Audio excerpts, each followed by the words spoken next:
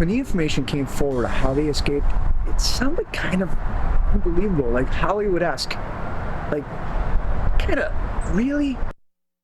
All new this morning, today marks 10 years since the Clinton Correctional Prison break in Dannemora, when convicted killers Richard Matt and David Sweat led police on a multi-week manhunt. The two used power tools to cut through the prison walls, getting to underground tunnels leading to the street outside. 2 weeks later, Matt was killed by police in a shootout, and Sweat was arrested once again.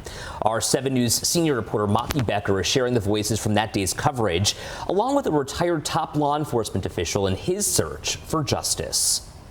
These two convicted killers were able to escape with the help of somebody on the inside. A very violent, vicious murderer who tortured one of his victims.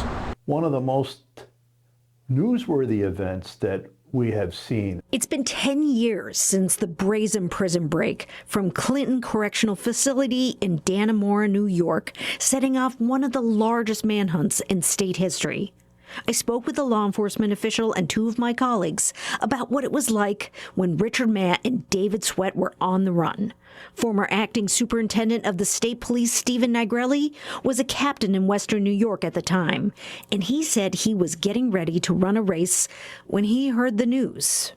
And instantly, I thought of Ralph Bucky Phillips, we'd previously apprehended, who was in the prison at the time.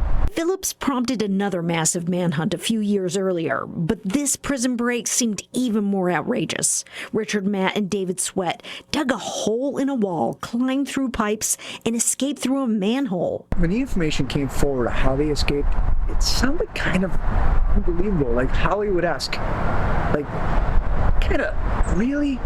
7 Eyewitness News reporter Ed Dranch has been tracking the latest developments today. Ed Dranch told me there was genuine fear Matt and Sweat could be headed for Western New York because Matt grew up here. So I spent a Saturday night into Sunday morning in the Southern Tier in the Village of Friendship in Allegheny County, literally sleeping on the ground outside the state trooper barracks, trying to develop more information to bring to our viewers for special coverage. 7 News political analyst Bob McCarthy was a reporter at the Buffalo News at the time. He was sent to the Adirondacks to cover the search. Looking behind every tree everywhere. Are these guys going to jump out and, do their thing?